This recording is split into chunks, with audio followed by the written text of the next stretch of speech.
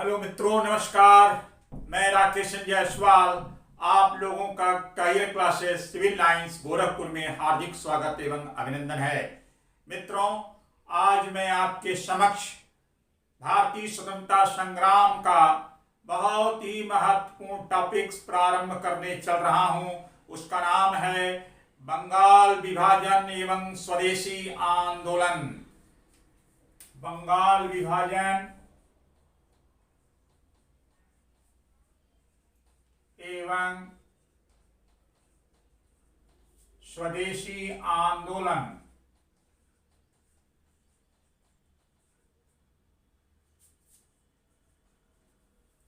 स्वदेशी आंदोलन को हम लोग बंग भंग आंदोलन के भी नाम से जानते हैं। मित्रों, बंगाल विभाजन अंग्रेजी साम्राज्य की बांटो और राज्य करो नीति पर आधारित थी, डिवाइड एंड रूल पॉलिसी। इसका जनक था लॉर्ड कर्जन, जो 1905 में भारत का गवर्नर जनरल या वायसराय था। मित्रों, आप सभी जानते हैं बंगाल का विभाजन जानबूझ करके एक कुत्सित मानसिकता का प्रयास किया गया अंग्रेजों के द्वारा, क्योंकि कांग्रेस की स्थापना के बाद भारत में धीरे धीरे भारतीय राष्ट्रीय कांग्रेस व्यापक हो रही थी, मजबूत हो रही थी, लोगों की राजनीतिक जागरूकता बढ़ रही थी। हिंदुस्तान की जनमानस धीरे धीरे कांग्रेस के साथ अटैच हो रही थी, अपने अधिकारों के लिए जागरूक हो रही थी। बंगाल, कलकत्ता राजनीतिक जागरूकता का एक महान केंद्र बन चुका था।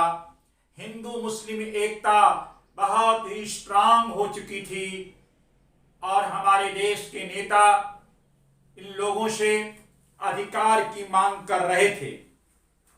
ऐसी परिस्थितियों में अंग्रेजों को यह लगा कि यह ब्रिटिश साम्राज्य के लिए खतरा हो सकता है। अब ऐसी परिस्थितियों में डिवाइड एंड रूल पॉलिसी को अपनाया गया। मित्रों, उस समय भारत का राज्य सचिव था मिस्टर रिजले। वर्ष 1904 में रिजले ने कर्जन को एक पत्र लिखा। उसमें उसने कहा था, संयुक्त बंगाल एक शक्ति का केंद्र है, विभाजित बंगाल अलग अलग दिशाओं में जाएगा और हम लोगों को ब्रिटिश साम्राज्य की हुकूमत हिंदुस्तान में कायम रखना है, तो आवश्यकता है हिंदुओं मुसलमानों को बांटो, धर्म के आधार पर हिंदू समाज को बांटो। और उस समय बंगाल हिंदुस्तान का सबसे बड़ा प्रांत था। बंगाल को बांटो, हिंदू मुस्लिम एकता को भंग करो, ताकि ब्रिटिश हुकूमत बिना किसी रोक टोक के भारत में शासन करती रहे। यद्यपि लॉर्ड कर्जन ने बंगाल विभाजन का आधार प्रशासनिक बतलाया था, इतने बड़े बंगाल को एक लेफ्टिनेंट गवर्नर के द्वारा संचालित कर पाना संभव नहीं है। इसलिए हम प्रशासनिक दक्षता को स्थापित करने के लिए बंगाल का विभाजन कर रहे हैं। मगर मित्रों, नहीं, यह तो आंखों में धूल झोंक रहा था लॉर्ड कर्जन। वह एक रणनीति के तहत काम कर रहा था। बंगाल का विभाजन एक राजनीतिक विभाजन था। महान संकट का काल था। 20 जुलाई 1905 को लॉर्ड कर्जन ने बंगाल विभाजन की घोषणा की। इसके विरुद्ध 7 अगस्त 1905 को कलकत्ता में टाउन हॉल में बैठक हुई और इस बैठक में बहिष्कार और स्वदेशी का नारा लगाते हुए बंगाल विभाजन का विरोध करने के लिए एक प्रस्ताव पारित किया गया।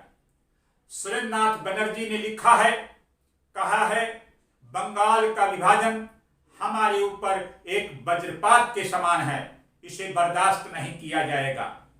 मित्रों, 16 अक्टूबर 1905 को बंगाल का विभाजन व्यवहारिक रूप से लागू कर दिया गया लॉर्ड कर्जन के द्वारा और बंगाल का विभाजन किया गया। बंगाल, पश्चिमी बंगाल और पूर्वी बंगाल।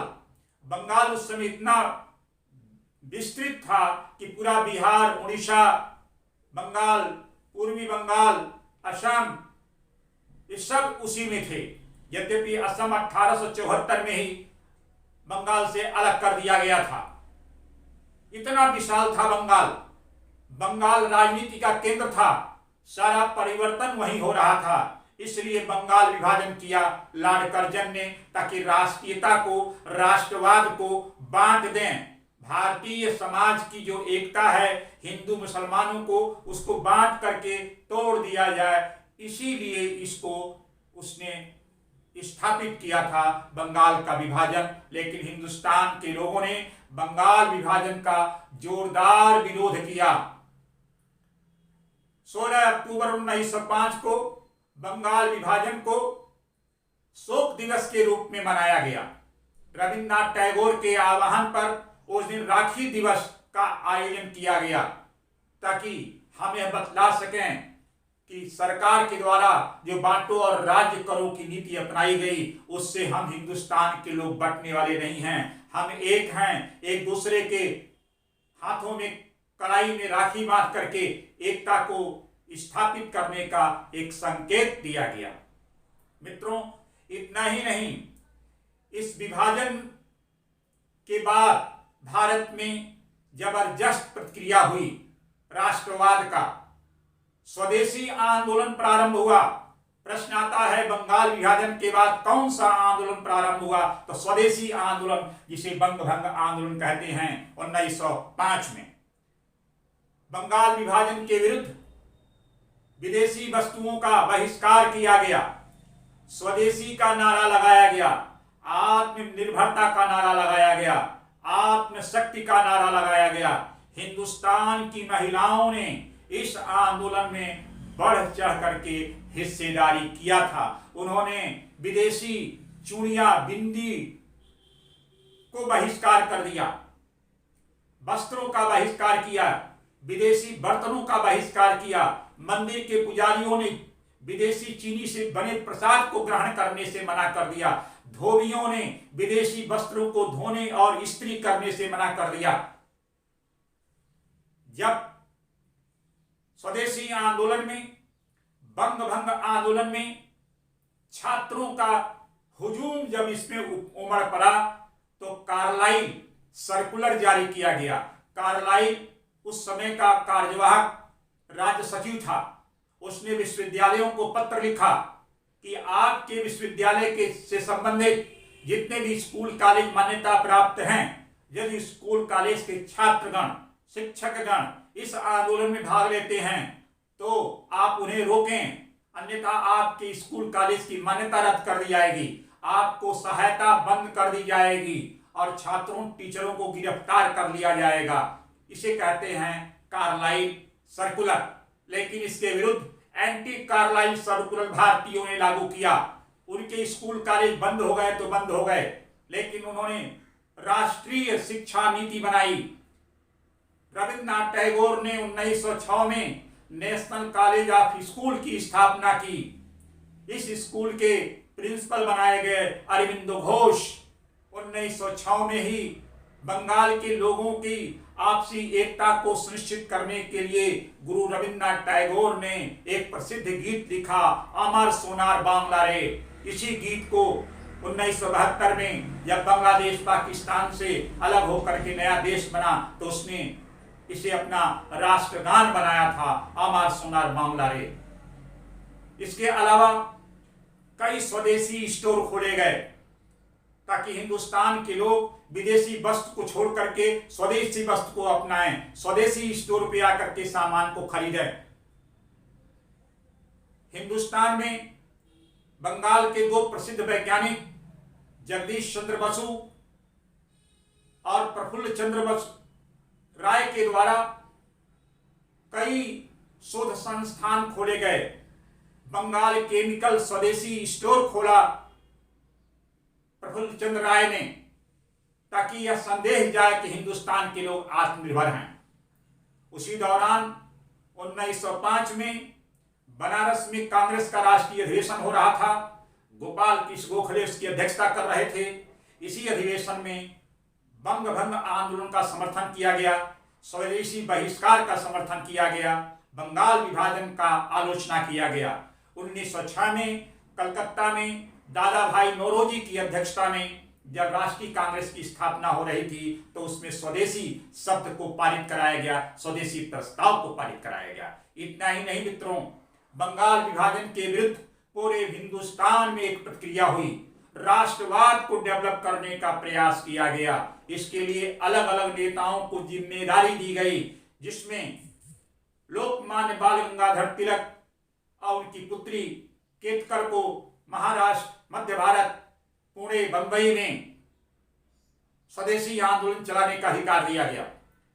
अजीत सिंह, लाला लाजपत राय, जयपाल, स्वामी श्रद्धानंद, गंगाराम, इन जैसे नेताओं ने पूरा उत्तर प्रदेश और पंजाब में स्वदेशी आंदोलन को स्थापित किया, उसका अलख जगाया। दक्षिण भारत में सुब्रमण्यम अय्यर, आनंद चारू जैसे नेताओं ने मद्रास प्रेसिडेंसी में स्वदेशी आंदोलन का विस्तार करना प्रारंभ किया और पूरे हिंदुस्तान में लगातार स्वदेशी आंदोलन चलने प्रारंभ हो गए। बंगाल विभाजन का विरोध प्रारंभ हो गया। अंग्रेजी सरकार ने दमन की नीति अपनाई। सभी भारतीय नेताओं को 1907 से 1908 के बीच जेल में ठूंस दिया, उनका बाइकाट कर दिया, स्वदेश निकाला कर दिया, जिससे कि यह आंदोलन थोड़ा सा कमजोर हो गया। लेकिन तब तक हिंदुस्तान के लोग जागरूक हो चुके थे। लोकमान्य बाल गंगाधर तिलक ने कहा है कि जिस राष्ट्रवाद को हमें प्राप्त करने में 20 साल लगते, उसको एक झटके से हम लोगों ने प्राप्त कर लिया इस बंगाल विभाजन से। जब भारतीयों में लगातार यह असंतोष बढ़ रहा था तो अरुंडेल कमेटी का गठन किया गया 1906 में। इस कमेटी के गठन करने का उद्देश्य था राजनीतिक सलाह देना कि ऐसा क्या किया जाए कि बंगाल विभाजन रुके, स्वदेशी आंदोलन स्थापित हो। तो उसका सुझाव था अरुंडेल कमेटी का कि संयुक्त बंगाल पुनः बना दिया जाए। और 1911 में जब भारत का नया गवर्नर जनरल आता है लॉर्ड हार्डिंग्स, तो उसने भारत की राजधानी कलकत्ता से नई दिल्ली स्थापित करते हुए बंगाल विभाजन का अंत किया। तो इस प्रकार से बंगाल विभाजन और स्वदेशी आंदोलन सफल हुआ और लगातार सफल होता गया। तो मित्रों, यह था बंगाल विभाजन और स्वदेशी आंदोलन का महत्वपूर्ण बातें। अब मैं इसको एक एक पॉइंट लिख करके आपको बतलाना चाहता हूं, उसको जरा देखिए। बंगाल विभाजन, पार्टीशन ऑफ बंगाल एंड स्वदेशी मूवमेंट, बंग भंग मूवमेंट भी कहते हैं इसको। बंगाल विभाजन वायसराय लॉर्ड कर्जन के कार्यकाल में हुआ। लॉर्ड कर्जन के कार्यकाल में हुआ। पहला इंपॉर्टेंट पॉइंट यह है, बंगाल विभाजन का कारण लॉर्ड कर्जन ने कहा प्रशासनिक सुविधा के लिए बंगाल का विभाजन किया जाता है।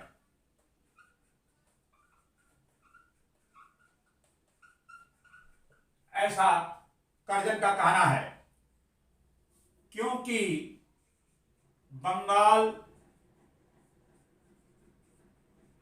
हिंदुस्तान का सबसे बड़ा प्रांत है, इसलिए प्रशासनिक सुविधा के लिए विभाजन जरूरी है। किंतु हमारे राष्ट्रवादी इतिहासकारों ने कहा कि कर्जन का बंगाल विभाजन एक राजनैतिक विभाजन था, एक राजनैतिक विभाजन था।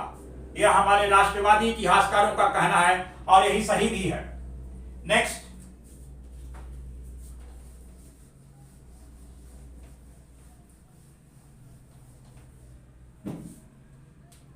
बंगाल विभाजन, बांटो और राज्य करो की नीति पर आधारित था। यह ध्यान रखिएगा, प्रश्न आता है किस गवर्नर जनरल ने डिवाइड एंड रूल पॉलिसी अपनाई? तो कर्जन ने। बांटो और राज्य करो की नीति पर बंगाल का उसने विभाजन किया। क्यों उसने बांटो और राज्य करो की नीति का आधार बनाया? क्योंकि बंगाल राजनैतिक चेतना का केंद्र था। बंगाल राजनीतिक चेतना का केंद्र था और बंगाल के लोग अपने अधिकारों के लिए जागरूक थे।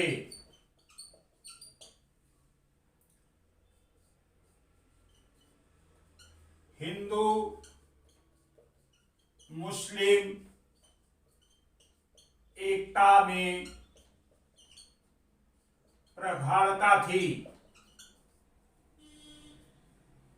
जिसकी वजह से ब्रिटिश सरकार डर गई थी। इसलिए उसने बंगाल का विभाजन किया था। नेक्स्ट,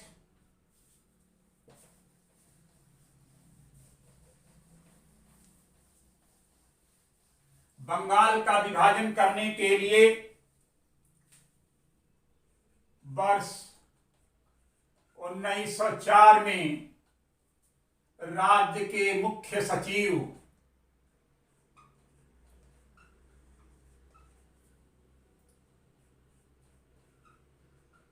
रिजले ने कर्जन को पत्र लिखा। ध्यान से सुनिएगा, वर्ष 1904 में मुख्य सचिव रिजले ने कर्जन को पत्र लिखा कि संयुक्त प्रांत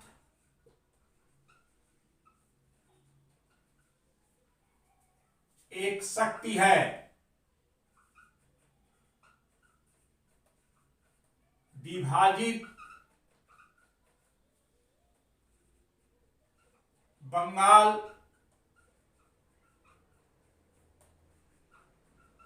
अलग अलग दिशाओं में चलेगा।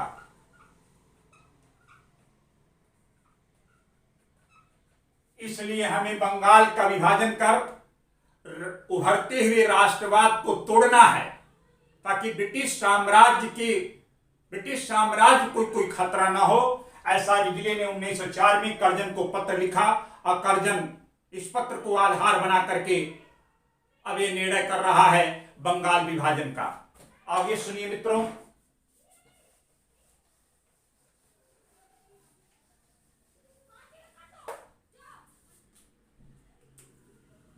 जुलाई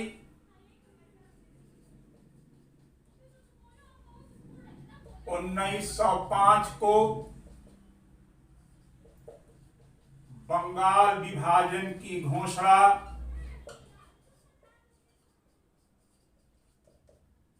कर्जन ने किया।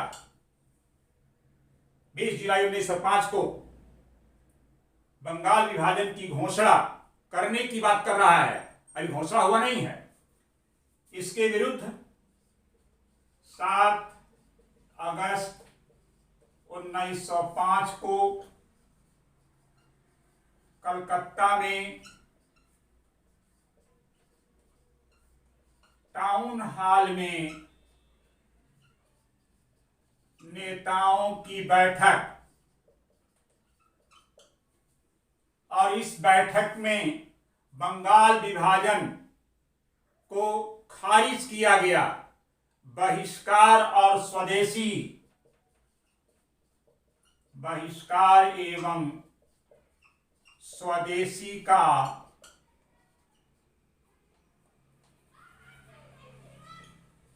प्रस्ताव पारित किया गया। आगे सुनिए। 16 अक्टूबर 1905 को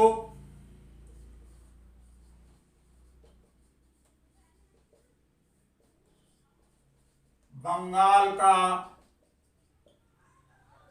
विभाजन कर दिया गया।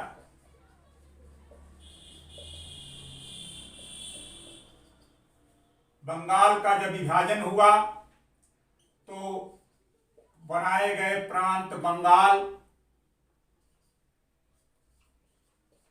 पश्चिम बंगाल एवं पूर्वी बंगाल, इस प्रकार से संयुक्त प्रांत को खंडित किया गया अंग्रेजी प्रशासन के द्वारा, जिससे कि बंगाल की एकता खंडित हो जाए, टूट जाए, बिखर जाए। ये लॉर्ड कर्जन ने किया था। अब आगे सुनिए।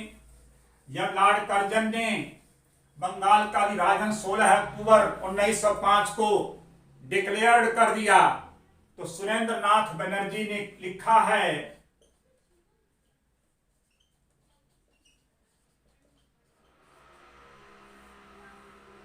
बंगाल का विभाजन हम लोगों के ऊपर एक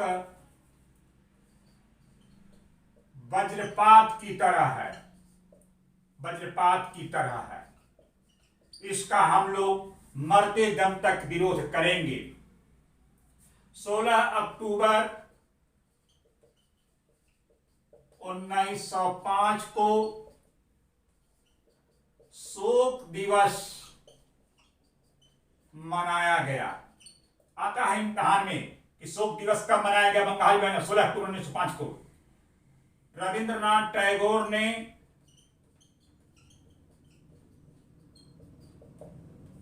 राखी दिवस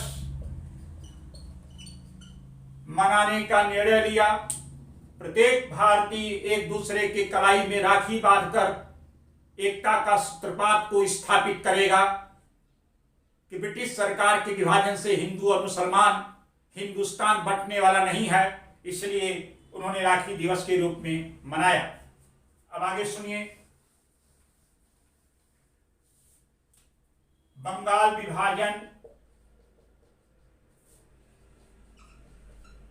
के विरुद्ध स्वदेशी आंदोलन प्रारंभ किए गए। इस आंदोलन को पूरे भारत में फैलाने के लिए नेताओं की जिम्मेदारी दी गई। बाल गंगाधर तिलक को महाराष्ट्र की जिम्मेदारी दी गई। पंजाब एवं यूपी में अजीत सिंह, लाला लाजपत राय, स्वामी श्रद्धानंद,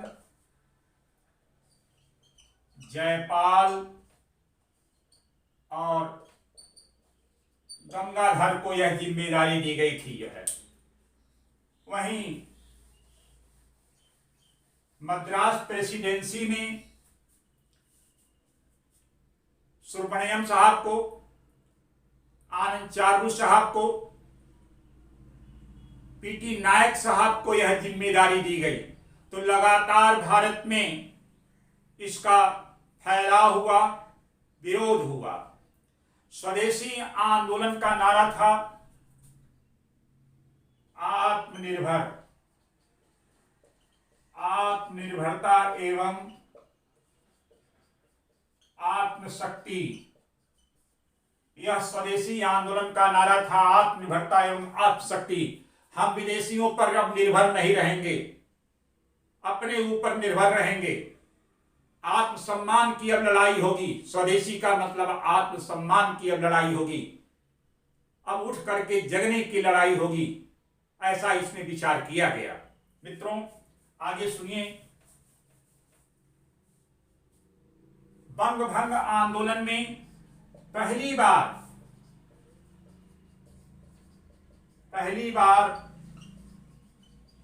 महिलाओं की भूमिका महत्वपूर्ण थी। महिलाओं ने बहिष्कार में, धरना प्रदर्शन में जबरदस्त भाग लिया। विदेशी वस्तुओं का बहिष्कार किया गया। महिलाओं के साथ साथ युवाओं एवं छात्रों की बड़ी भूमिका इसमें आई। बंगाल के तमाम स्कूल कॉलेजों के छात्रों ने अपने स्कूल का बहिष्कार करते हुए स्वदेशी आंदोलन में भागीदार बने। इससे अंग्रेजी सरकार घबरा उठी, क्योंकि जब युवा और छात्र उठते हैं आंदोलन के लिए तो परिवर्तन होना तय है। तो जब यह लगातार भारत में युवा वर्ग, छात्र वर्ग, महिला वर्ग आगे आई, तब अंग्रेज सरकार घबरा उठी। उसमें भारत के मुख्य सचिव थे कार्लाइल।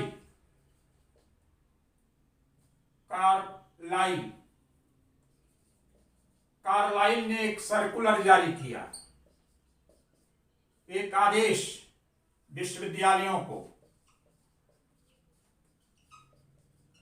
1905 में, कि सभी विश्वविद्यालय जो उससे संबंधित स्कूल कॉलेज हैं, वहां के प्रधानाचार्य को पत्र लिखें, आदेश दें कि आप अपने छात्रों को स्वदेशी आंदोलन भाग करने से रोकें, अन्यथा उन्हें गिरफ्तार किया जाएगा, उनका नामांकन रद्द कर दिया जाएगा, स्कूल और कॉलेजों को जो सहायता दी जाती है वह सहायता रद्द कर दिया जाएगा। ऐसा आदेश हुआ, लेकिन इस पे ध्यान नहीं दिया गया। भारतीय आंदोलनकारियों ने एंटी कार्लाइल सर्कुलर जारी कर दिया कि हम आपकी स्कूल कॉलेज में नहीं पढ़ेंगे, स्वदेशी स्कूल कॉलेज खोलेंगे। स्कूल कॉलेज खोले गए, राष्ट्रीय शिक्षा नीति बनाई गई। गुरुवर रविन्द्रनाथ टैगोर ने 1906 में नेशनल कॉलेज एंड स्कूल की स्थापना किया, जिसके प्रिंसिपल बनाए गए थे अरविंदो घोष, और तमाम हिंदुस्तान में नए नए स्कूल कॉलेज मिले। राष्ट्रीय शिक्षा नीति बनाई गई, जिससे कि हमारी पढ़ाई प्रभावित न हो अपने छात्रों की। तो ये लगातार घटनाएं चल रही थीं। अंततः अरुंडेल कमेटी के सुझाव पर 1911 में बंगाल विभाजन का रद्द कर दिया गया।